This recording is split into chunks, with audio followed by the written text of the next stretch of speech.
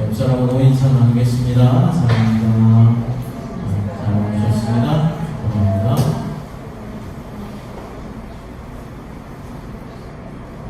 여러분들은 이 세상을 살아가시면서 다른 사람들과의 관계를 어떻게 맺으시며 살아가고 계십니까? 어떤 사람인지 될 수 있으면 사랑으로 그냥 다 품어줘야겠다라고 생각하며 그렇게 살아가고 계십니까? 아니면은 그냥 비즈니스 관계 정도만 생각하며 사람을 대하고 계십니까? 정말로 어떤 사람은 바라만 봐도 너무나 사랑스럽고 너무나 기분이 좋아지는 그런 사람이 있습니다. 그런 사람은 내가 희생을 해서라도 내가 도와주고 싶고 그 사람에게 모든 것을 다 해주고 싶은 그런 사람이 있습니다.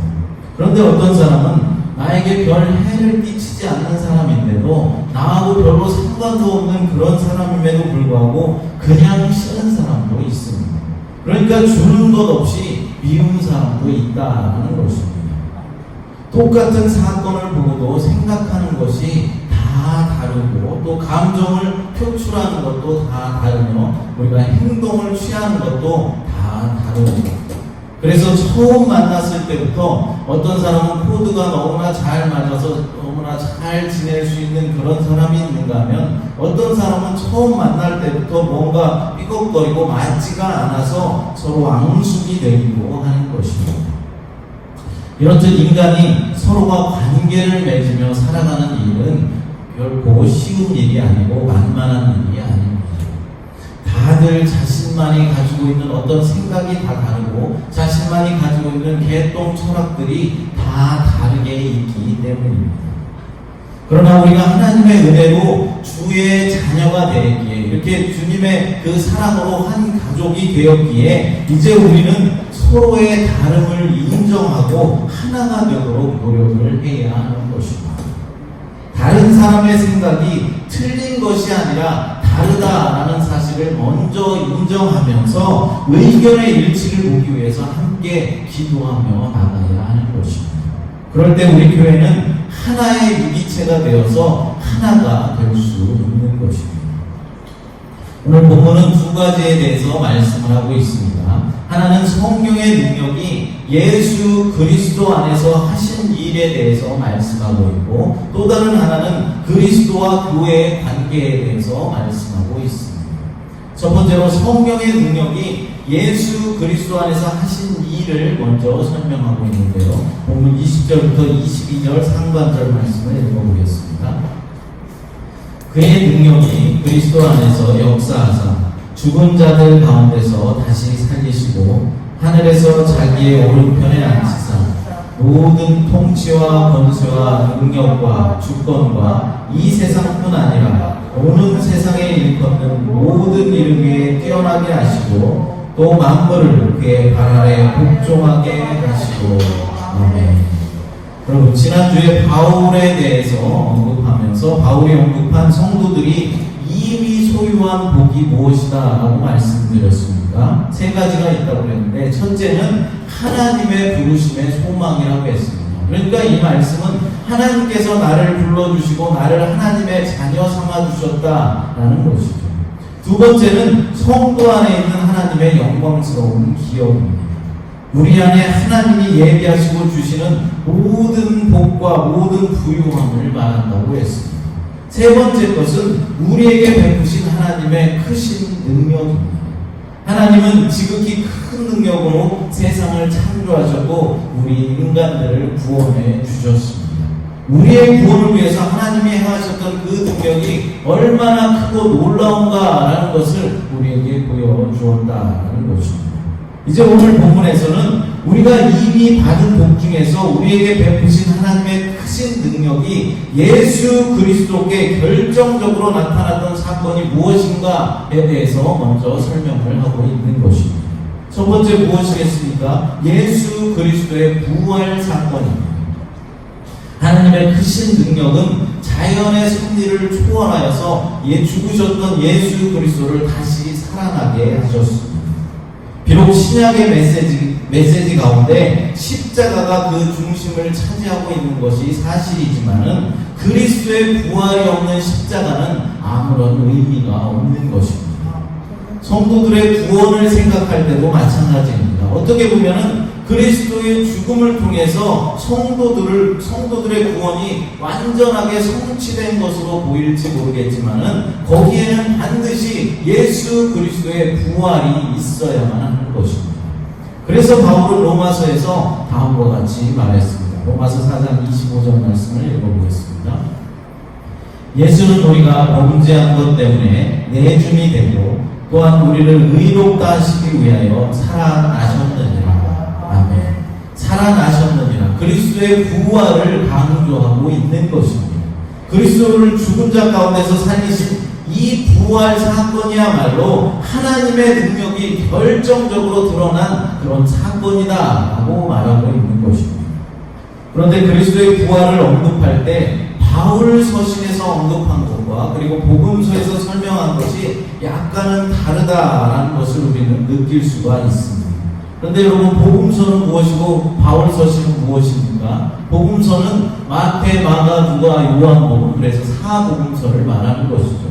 그리고 바울 서신은 바울이 쓴 편지글을 말하는데 로마서나 갈라디아서, 고린도전서, 에베소서 등 바울이 쓴 12가지의 서신을 말하는 것입니다.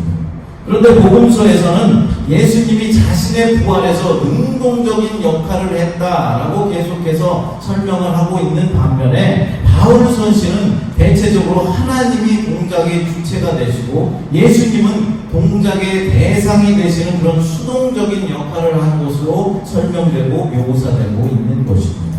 그럼 그 이유가 무엇일까요? 그것은 복음서가 예수 그리스도의 신성을 강조하고 있는 반면에 이 바울 서신들은 예수님과 성도들의 연합을 더욱더 강조하고 있기 때문입니다. 아무튼 바울은 그리스도의 부활을 예로 들어서 하나님의 능력이 얼마나 크신지 분명히 보여주고 있으며 동시에 하나님의 그 능력이 성도들에게 지금도 역사하고 있음을 말씀하고 있는 것입니다. 두 번째로 부활하신 그리스도가 왕노릇하고 있음을 말씀합니다.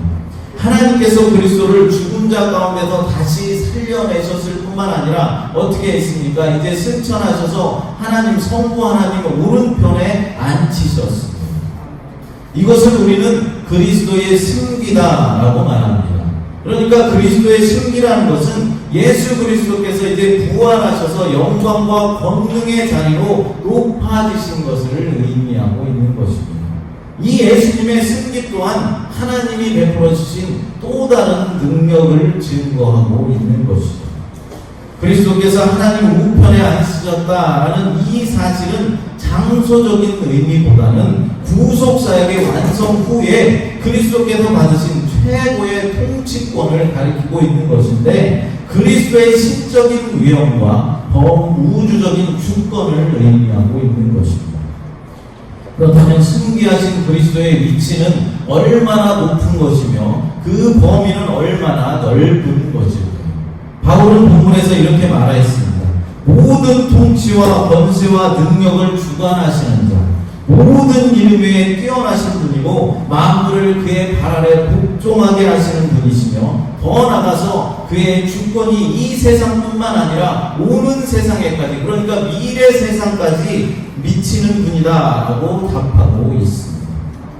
바울은 이것은 그리스도를 살리시고 자기 오른편에 앉히신 하나님께서 전 우주를 포괄하는 최고의 권세와 능력 그리고 존귀를 그리스도에게 주셨음을 증거하고 있는 것입니다.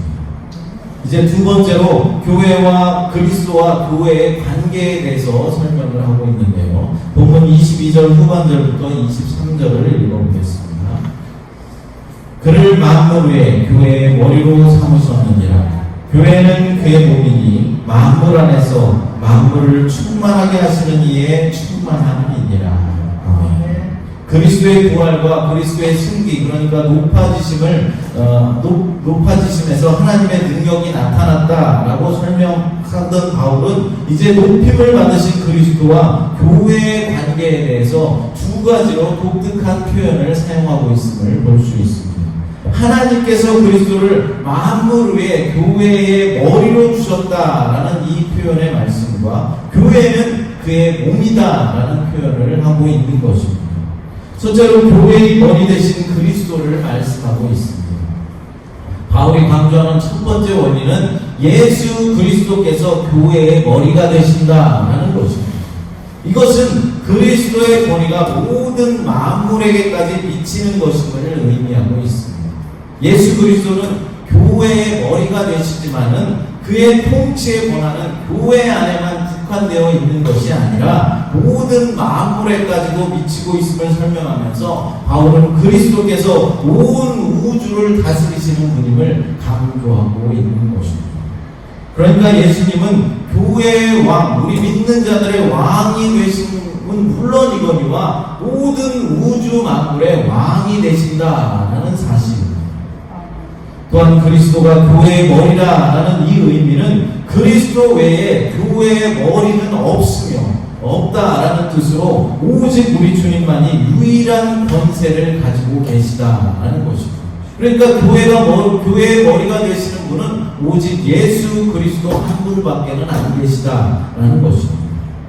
그런데 오늘날 사람 가운데 자신이 보혜사 성령이라고 말하며 자신이 제일 예수라고 말하는 그런 이단의 교주들을 종종 볼 수가 있습니다. 실제로 작년에 한국에서 코로나 집단 감염으로 문제를 일으켰던 신천지의 이만희 교주는 자기 스스로가 자신이 보혜사 성령이다라고 주장하고 있고 더 나아가서 자신이 제일 예수다라고까지 주장을 하고 있습니다. 그러나 우리는 교회의 머리가 되려는 그 어떤 인간도 인정할 수가 없는 것입니다. 인정하지 말아야 하는 것입니다. 오직 예수 그리스도만이 우리의 왕이 되시며 오직 예수 그리스도만이 교회의 머리가 되신다라는 사실을 믿으시기 바랍니다. 둘째로 교회는 그리스도의 몸이다라고 말씀하고 있습니다. 본문 23절을 다시 한번 읽어보겠습니다.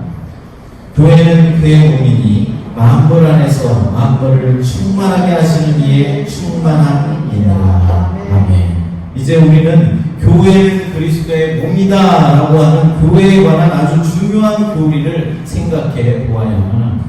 사실 23절의 이 말씀은 해석하기가 상당히 어려운 구절 중에 하나인데 바울 자신도 이것을 쉽게 이해하기가 어려워서 이 교리를 큰 비밀이다라고 말하면서 이제 5장에 가서 그렇게 말하면서 여러 가지 비유들을 사용하여서 교회에 대해서 설명하고 있는 것을 볼 수 있습니다.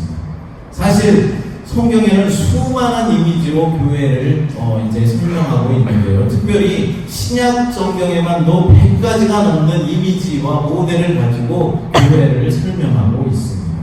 왜냐하면 한 가지 이미지로는 교회의 모습 전체를 담아낼 수가 없기 때문입니다.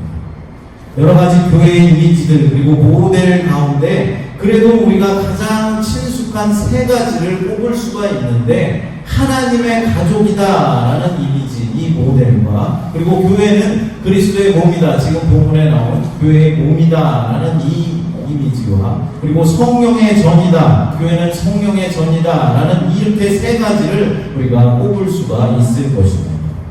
먼저 교회가 하나님의 가족이다라는 것은 하나님을 아버지로 부르는 거대한 가족을 의미하고 있는 것입니다. 그러니까 하나님이 우리의 아버지가 되시고 모든 교회의 지체들은 모두가 나의 형제요 자매가 된다는 것입니다. 바울은 디모데에게 목회를 가르칠 때 성도들을 가족처럼 대해야 한다라고 말하였습니다. 디모데전서 5장 1절과 2절을 읽어보겠습니다. 늙은이를 꾸짖지 말고 권하되 아버지에게 하듯하며 젊은이에게는 형제에게 하듯하고 늙은 여자에게는 어머니에게 하듯하며 젊은 여자에게는 온전히 깨끗함으로 자매에게 하듯하라. 아멘. 아버지처럼 대하고 어머니처럼 대하고 형제 자매처럼 대하라 라고 권면하고 있는 것입니다. 그런데 현대의 교회의 모습들은 어떻습니까? 요즘 교회들의 규모가 점점 더 커져나가다 보니까 교회가 어떻게 보면 마치 어떤 공연장과 콘서트홀처럼 그렇게 느껴질 때가 많이 있는 것 같습니다. 여러분 공연 때는 어떻습니까? 어떤 가수가 공연을 할 때 그럴 때 보면 어떻습니까? 박수도 치고 환호성도 지릅니다. 하지만 공연이 끝나고 나면 모두가 다 제각기 자기 집으로 돌아가 버립니다. 이렇듯 현대의 교회도 예배가 끝나고 난 후에는 아무런 교제도 없이 각자의 집으로 돌아가 버리는 것이 현실입니다. 어떤 사람들은 예배 후에 골프를 치러 간다거나 유흥시설로 놀러 가는 사람도 있습니다. 지금은 코로나 팬데믹으로 인해서 어쩔 수 없이 우리가 예배 후에 그냥 헤어져야 하는 그런 상황 가운데 놓여 있지만은 사실은 우리가 하나님의 가족과 같은 교회다라고 말한다면은 예배 후에 우리는 서로 교제하면서 서로에 대해서 더 깊이 알아가는 그런 시간들을 가질 필요가 있는 것입니다. 그렇다고 예배 후에 유흥을 위한 시간만을 보내라는 것이 아니라 들은 말씀, 그날 받은 말씀을 가지고 서로 나누고 서로 신앙을 상담하고 점검하면서 서로를 격려하는 시간을 가져야 한다는 것입니다. 교회는 공연장도 아니고 교회는 하숙집도 아닙니다. 교회는 바로 한 가족인 것입니다. 하나님을 아버지로 모신 영적인 가족, 하나님의 가족이 교회라는 것입니다. 다음으로 교회의 모델은 교회를 성전에 비유한 것입니다. 그런데 우리가 주의해야 할 것은 교회가 건물이다 라는 그런 말은 절대로 아닙니다. 여러분, 교회는 무엇입니까? 교회는 예수 그리스도를 믿는 사람이 바로 교회입니다. 그 예수 그리스도를 믿는 사람들이 모이는 공동체가 교회인 것이죠. 교회 건물이 교회라고 말하면 안 됩니다. 교회를 건물로 비유할 때 중요한 것은 교회의 겉으로 보여지는 그런 모습이 아니라 교회의 기초가 얼마나 튼튼한가에 있는 것입니다. 그러면 여러분, 교회의 기초라는 것은 무엇이겠습니까? 바로 그것은 사도와 선지자들의 신앙입니다. 사도는 무엇입니까? 예수님의 공생애 동안에 예수 그리스도와 동거동락하며 함께 지내왔던 예수님의 증인들입니다. 그리고 선지자는 구약시대에 하나님의 말씀을 받아서 백성들에게 전했던 사람들을 말하는 것입니다. 그래서 사도와 선지자들의 그러니까 기초라는 것은 사도적 신앙 고백을 말하는 것입니다. 그들이 소유하고 있는, 사도들이 소유하고 있고 사도들이 믿었던 그 신앙을 우리도 소유해야 한다. 똑같은 신앙을 우리도 가지고 있어야 한다라는 말입니다. 교회는 언제나 사도들과 동등한 신앙을 가진 사람들로 구성되어야만 하는 것입니다. 사도와 선지자의 신앙과 다른 신앙을 가진 사람이 있다면 그 사람은 교회가 아니라 이단과 사이비일 것입니다. 우리는 우리의 신앙이 사도와 선지자들의 그 기초 위에 서 있는지 항상 우리의 신앙을 되돌아보며 살펴보아야 하는 것입니다. 성경 말씀에 기초하고 있는지 우리의 신앙을 살펴보아야 한다는 것입니다. 유대인들은 모퉁이 돌을 기준으로 해서 건물의 가로와 세로 그리고 높이를 계속해서 연결해 가면서 건물을 지었습니다. 그러므로 모든 건물의 돌들은 모퉁이 돌이 근본적으로 연결되어 있는 것입니다. 교회를 건물에 비유할 때 이 모퉁이 돌은 바로 예수 그리스도를 상징하고 있는 것입니다. 성도 한 사람 한 사람은 예수님과 개인적으로 연합이 되어 있을 때 참된 교회가 될 수 있는 것입니다. 사도들이 전하여준 예수님을 믿는다는 것은 곧 예수님과 하나가 되는 것을 의미하고 있는 것입니다. 교회의 마지막 모델은 오늘 본문에 나타나 있는 교회를 그리스도의 몸에 비유한 것입니다.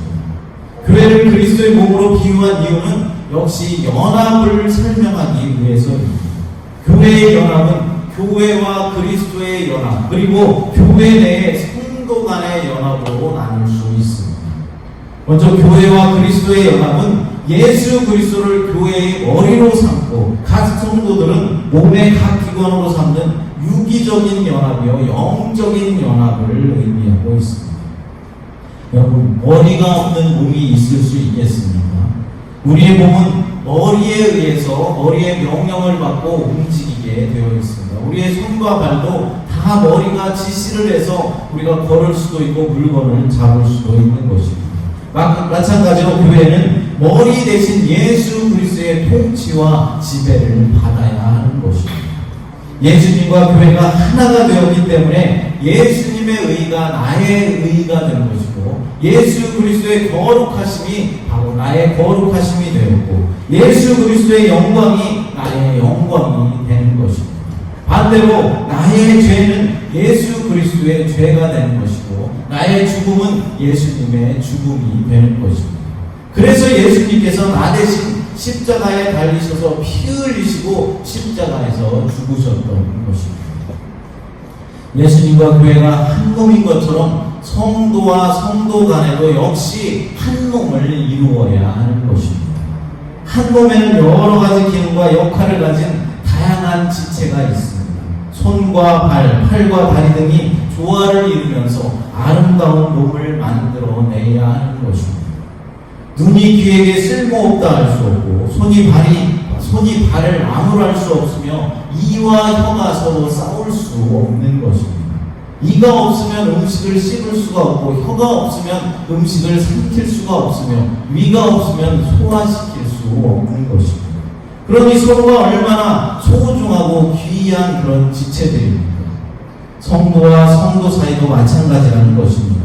여러분들 한 사람 한 사람이 너무나 소중하고 너무나 중요한 분들이다라는 사실입니다. 그러므로 서로가 서로를 귀하게 생각해야 하며 귀하게 대접해 주어야 하는 것입니다. 그런데 간혹 우리는 다른 지체들을 미워하거나 무관심하게 대할 때가 있는 것 같습니다. 어떤 집사가 교회에 좀 안 나왔으면 좋겠어요. 어떤 집사 때문에 나는 교회 가기 싫습니다 라고 말하기도 하는데, 이것은 잘못된 교회관을 가지고 있기 때문입니다. 교회가 한 몸이라는 비유는 교회가 한 가족이라는 비유를 훨씬 더 능가하는 교회의 일체감에 대한 진리를 말해주고 있는 것입니다. 모든 몸의 기관들이 각기 기능이 있는 것처럼 모든 믿는 자들은 모두가 한 분 한 분 다 사역자들인 것입니다. 하나님의 사역자들이죠. 몸의 모든 기능이 중요하듯이 모든 사역 또한 다 중요한 것입니다. 성가대, 교사, 청소하시는 분, 주방에서 봉사하시는 분, 안내하시는 분, 기도하시는 분, 말씀을 전하는 분, 모두가 다 중요한 하나님의 사역들이다라는 것입니다. 성가대만 중요하고 청소하는 분은 중요하지 않은 것이 아니라 모두가 다 중요한 하나님의 사역들입니다. 왜 그렇겠습니까? 몸이 서로 연결되어 있듯이 모든 사역들도 서로 연결되어 있기 때문입니다. 유대인들의 탈무드에는 이런 이야기가 있습니다. 몸은 하나인데 머리가 둘 달린 사람이 있는데, 이 사람을 한 사람으로 보아야 할 것인가 두 사람으로 보아야 할 것인가 라는 것입니다. 유대인들이 내린 정답은 이것입니다.